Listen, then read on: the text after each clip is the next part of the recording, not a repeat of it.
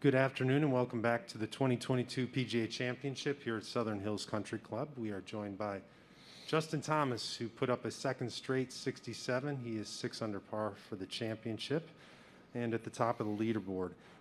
Justin, second straight day with bookend birdie to begin your day and end your day, and a lot of efficient golf in between. You must be pretty pleased. Yeah, very pleased. I felt although I played solid yesterday, I played really, really well today. I mean, the conditions were obviously very difficult, and I stayed very patient, tried to get in my own little world and get in the zone, and just try to execute each shot the best that I could. And I felt we did a great job of that, and glad to to have a good round of show for it. All right, let's go to number 4, please. Justin, you say that you've put perhaps too much pressure on yourself in majors in recent years. Mm-hmm. Obviously, things are going a lot better this week. What's changed?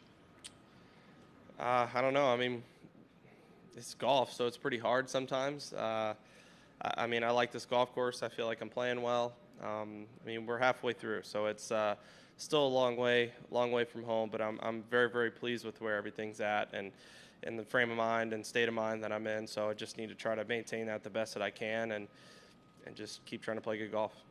Let's go straight across 1 then 2. Compared to last week, does this almost feel like a different sport? I know what you're saying. I mean, no, but it's just such a different style of golf. I mean, the fairways being Zoysia versus Bermuda is a huge difference. The rough is obviously a lot longer here. The course is just a lot tougher in general, more narrow fairways, more severe greens. It's definitely a different golf course, but I know what you're saying, but it's still the same in the end. And then you mentioned earlier this week that you were kind of trying something new by playing the week before. How are you feeling about that decision right now?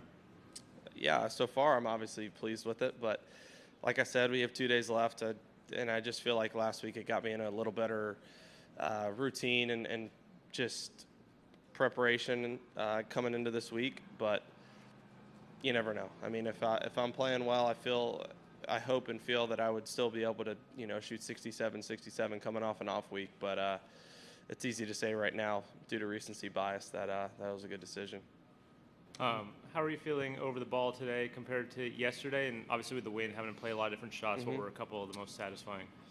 Yeah, I felt quite a bit better today. I think just being as windy as it was a lot of manipulating in different shots. I mean, I loved the way I played the last hole. I couldn't have really drawn it up any or much better. I mean, a perfect just kind of little slider driver and leaving that gap wedge just under the hole there, and making that putt right in the middle. I mean, that was a nice way to end it. But that 6-iron that I hit on 5 today was nice. I mean, to be able to hit that thing up on the top shelf, pin high from 213 with the pumping crosswind off the left, and then to make that putt, that was I felt like I stole one there, but that was a sweet shot. Let's go back right, number 12, Dave. Justin, which day was harder, today or that windy day at the Players that you survived and shot a good number? The wind that day was absurd. I would have to say that was more difficult, but I mean, this golf course I would have to say is quite a bit harder, but if I had to say, I would say that round was harder than this one. Why do you embrace playing in windy conditions so well? What gives you, I guess, maybe an edge? I want to say distance control, but I mean... Yeah, distance control helps. I don't know. I mean, confidence. I have confidence that I can execute still and hit the shots that I want. I would like to hope a little bit of it is skill, that I've worked hard enough that I'm good enough to be able to execute that kind of stuff, but I don't know. I mean, it sucks sometimes when you're playing it and you're not playing well, but it's fun to be able to embrace the challenge and execute some shots when you're trying to. Let's go 10 and then 3. 10 in the back. Justin, your approach shot on number 12 and then into number 18, you and Bones had plenty of discussion talking about what type of shot you wanted to hit. How much has your guys' relationship grown to where in this situation you can rely on each other to make sure you make those right decisions? A lot. I mean, you get more and more comfortable every week, and I think a lot of it out of the rough this week is very much the player's call, because you can technically make the ball go about as far as you want out of this Bermuda rough for the most part. I mean, it's the perfect length to where it's not necessarily chip out rough, But I mean, if you just kind of pinch it and hit on it perfectly, I mean, the ball just comes out high with no spin and can just go so far that you really just have to trust your instincts and also guess correctly. So Bones just kind of put faith in me on that one. But then on 18, yeah, that was another instance of us just trying to hit the green and what club we felt like had the best chance to do so. And after talking it out, you know, we both agreed that that was our best chance, and we did what we wanted. We made 4. 3, Ryan. You've talked a lot about your affinity and trying to shape shots around a Pinot golf course like this. Do you think that that's a characteristic that's valued a lot throughout the course of the year, shot shaping and you know, kind of shot making? I think so. I think it's definitely more important some weeks than others.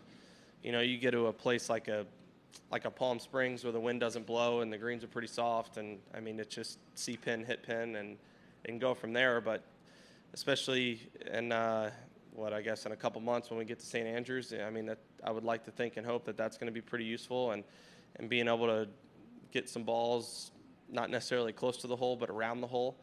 But that's a long way away, and we're just hoping that you know, what I'm doing here just continues to work for this course.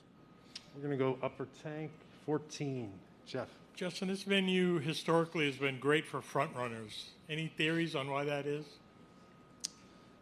I don't know, but if I maintain the lead, I hope that trend continues. It's been pretty good. It's is anything about the course make it harder to chase, do you think? I don't know. You can't force things, so I'm not sure. I mean, I've never played this golf course in competitive rounds other than these last 2 days, so I'm probably not the best person to ask, and it was long enough ago that I don't necessarily remember watching to know what happened. But I mean, I know Tiger won here, and that guy was pretty good with the lead, so I think he's kind of an outlier. So I'm not really sure what happened in the other ones. We're going to wrap it up in number 9 in the back. In the past, I've had players explain to me that their secret to hitting good shots in the wind was to make sure they hit it absolutely solidly on the club faces. Is that what's good for you, or do you have other tricks? It definitely helps. It's